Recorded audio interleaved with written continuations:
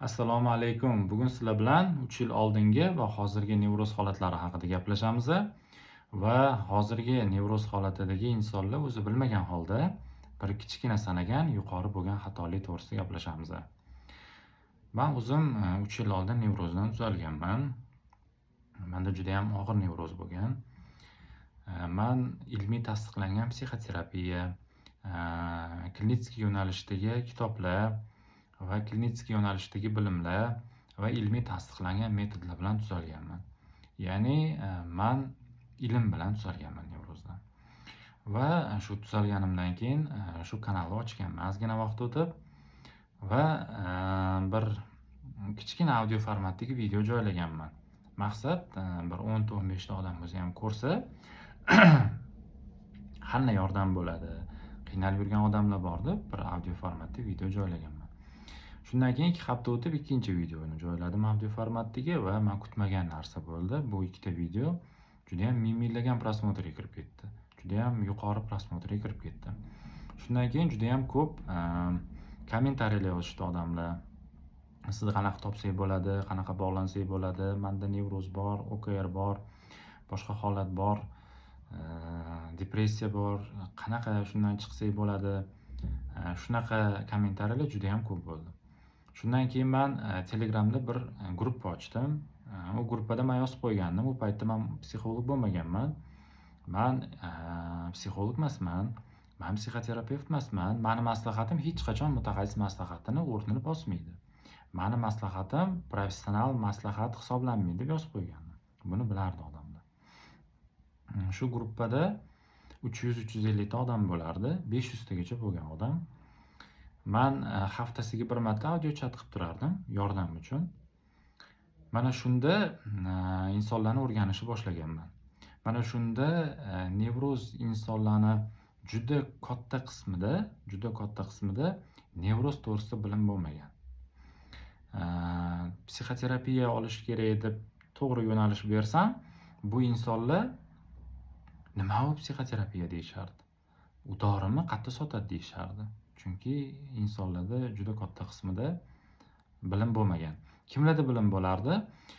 O'sha 3 yil oldin ham YouTube'da ustoz mutaxassislar bo'lgan. Ustoz mutaxassislarimiz bo'lardi. Mana shularni videosini ko'rib yuradigan odamlar, ularni qabuliga borgan odamlar, mana shularda bilim bo'lardi. Psixoterapiya nimaligi, nevroz to'g'risida bilim bo'lardi, yaxshi bo'lardi. Lekin boshqa insonlarda bilim bo'lmagan. Va keyin men o'sha vaqtda institutim bilan ketdim, bilim bilan ketdim, o'qish bilan ketdim, u gruppani yopib yubordim.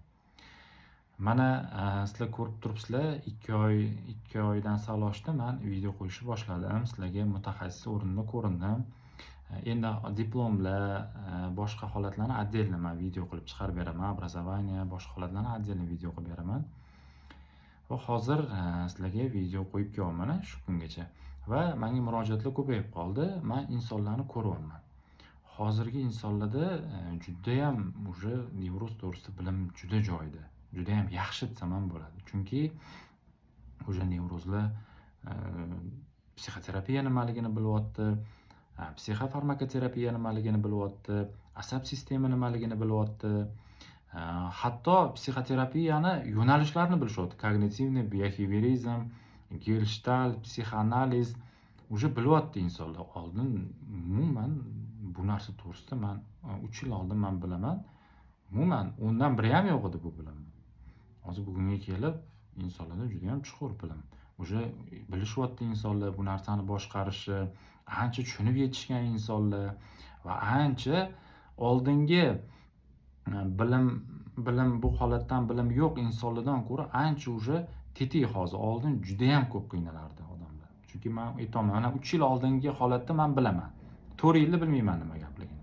Lekin 3 yil oldin o'sha bilim ko'p insonda bo'lmagan, juda ham qiynalishardi. Hozir insonlar ancha уже nevroz to'g'risida bilimi juda ham yaxshi.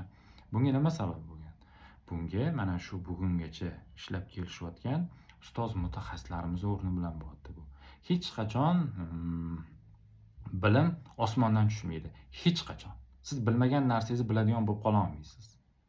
Uni kimdir o'rgatsa bilasiz. Mana bu insonlar bizga o'rgatishdi. o'rgatib kelishdi va hozirgi kunda ham o'rgatishyapti va bundan keyin ham o'rgatishadi bizga. Mana bu insonlarni bugungacha qilgan ishini hech narsa bilan baholab bo'lmaydi. Men bu vaziyatdan balandda turib baholab gapirayotganim yo'q, shu vaziyat ichida turib gapiryapman. Bu insonlarni bugungacha, hozirgacha va bugundan keyin qiladigan ishini hech narsaga tenglashtirib bo'lmaydi. Chunki men o'zim og'ir nevrozdan o'tganman. Qani o'sha vaqtda bir katta meshok bir pul bo'lsa, bir tomonda bir nevroza davosi bo'lsa, men o'ylab o'tirmay nevroz davosini olgan bo'lardim. Chunki bu qo'rquvlar, bu vahimalar, bu ketma-ket panikalar, bu ketma-ket vegetativniy krizlar shunaqa insonni qiynaydiki, inson birinchi o'rinda shu nevrozni davosiga yopishadi. Boshqa hech narsa, na pul, na olmos, na boshqa narsa bu insonga yoqmaydi. Men ko'rib turgan insonlar ham xuddi shu fikrda deb o'ylayman. Hech nima kerak emas, bizga nevrozni hozirgi paytda davosi kerak. Mana shu insonlar bizga nevroz davosini shundoq tarqatib qo'yishdi, ko'rsatib qo'yishdi bu insonlar. Va buni nimani hisobiga qilishdi? Shundoq videolarda shu bugungacha sizlarga shundoq ochib qo'yishdi bu narsani.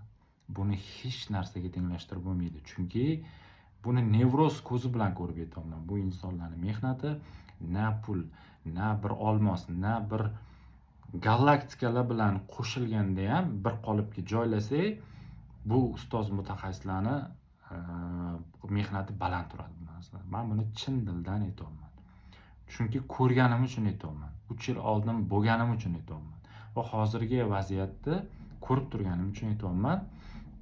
Bu ustoz mutaxassislarni nomini kichkina harf emas, katta harfda yoziladigan darajadagi insonlar va bugungacha qilgan mehnati va bugungi mehnati va bundan keyin qiladigan mehnatini hech narsa bilan men tenglashtirib bera olmayman. Mana hozirgi bizadagi bu bilimlarni rivojlanishiga, bu hozirgi insonlar уже nevrozmi, psixoterapiya kerak deyishigacha bu insonlarning mehnatini hech narsa bilan o'lchab ham bo'lmaydi va tenglashtirib ham bo'lmaydi. Mana hozirgi paytda biz bilyapmiz, psixoterapiya kerakligini va u bilan o'sha ilmiy tasdiqlangan metodlar bilan ishlash kerak, mutaxassislar bilan ishlash kerakligini bilyapmiz. Va shu joyda men bir yana kichkina xatolikni ko'rdim insonlarda, bu hammada emas. Va yana shuni hozir to'g'rilab ketamiz, bundan keyin yana bizada natijalar ko'payishiga men ishonaman. Hozirgi ko'p insonlarda men o'sha nevroz to'g'risida bilaman emas, men hamma narsani bilaman fikri paydo bo'lib qolgan. Men bo'ldi, psixoterapiya nimaligini bilaman. Men bo'ldi, hamma narsa qanaqa boshqarilishligini bilaman degan fikrlar paydo bo'lib qolgan. Aslida biz hamma narsani bilmaymiz. Biz bilamiz nevroz nimaligini, lekin hamma narsani bilmaymiz. Hamma narsani bila olmaymiz. Hatto har kuni kitob o'qiganingizda ham siz hamma narsani bila olmaysiz. Buni iloji yo'q. Endi mana shu xato nima qilib beradi? Bilmagan inson o'rganadi. Mana bilmagan inson videolarni oxirigacha ko'rishi mumkin mutaxassislarni, to'g'rimi? Ularni aytgan gapini so'zsiz bajarishi mumkin. Oldin shunaqa edi. Endi hozirgi ko'p insonlar menga kerak emas video, men ko'rmayman videolarni, menga mutaxassis kerak emas.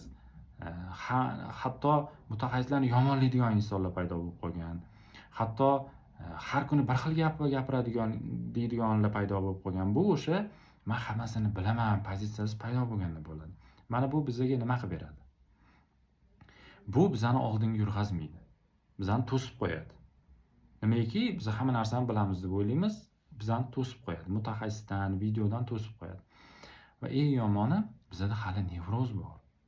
Bu hal bo'lmagan. Hali ham ichimizda jarayon ketyapti. Hali ham qo'rquvlarimiz bor. Hali ham uyqusizliklarimiz bor. Hali ham naprijeniyalarimiz bor. Hali ham yordamga muhtojmiz, bilamiz, lekin nimadir surdirmayapti oldinga. To'g'rimi? Bizda hamma sharoit bor, vaqt ham bor, pul ham bor, hamma narsa bor. Mutaxassis bilan ishlash uchun bizda har qanaqa sharoit bor. Lekin mana shu hamma narsani bilaman kabi pozitsiyalar sizni to'sib qo'yadi, oldinga yurg'azmaydi. Mana shuni yumshatib, men hamma narsani bilaman emas, men bilaman, lekin o'rganishim kerak degan pozitsiyani o'zimizda mustahkamlasak, biza yana videolarni oxirigacha ko'rish boshlanadi va yana o'sha bilim doiramiz kengayadi va yana o'sha mutaxassislarga borish yo'llarimiz ochiladi va yana o'zimizni ustimizda ishlash jarayonlari ko'payadi. Qachonki biza hamma narsani bilaman emas, biza bilaman va o'rganishim kerak bo'lgan fikrlarni mahkamlab va shu pozitsiyani boshlaganimizda bizada o'zgarish bo'ladi. Bu juda ham xunuk pozitsiya, ya'ni men hamma narsani bilaman, menga hech narsa kerak emas. Aslida bizada nevroz bor. Mana bu uje ichki qarama-qarshilikni keltirib chiqaradi. Bizda stress bor, nevroz bor, lekin biz hamma narsani bilamiz deb o'ylaymiz. U любой payt, to'g'rimi? Bizani olib qoladi ko'chadan, boshqa joydan, qaysidir vaziyatdan bir qo'rquv bilan olib qoladi. To'g'rimi? Lekin biz o'ylaymiz, что hamma narsani bilamiz, hech narsa kerak emas deb. Mana bu ichimizda qarama-qarshilikni keltirib chiqaradi. Bu qarama-qarshilik nevrozimizni yana kuchayishiga sabab bo'ladi. Mana shuning uchun men sizlarga o'zim chin dildan beradigan maslahatim, biza hamma narsani hali bilmaymiz. Biza hali o'rganishimiz kerak. Mana shuni to'g'ri qabul qilib, hayotingizda to'g'ri tatbiq qilsanglar, sizlarda yana harakat boshlanadi, yana ixlos oshadi va yana tuzalish jarayoni tezlashishiga men ishonaman. Sog' salomat bo'linglar.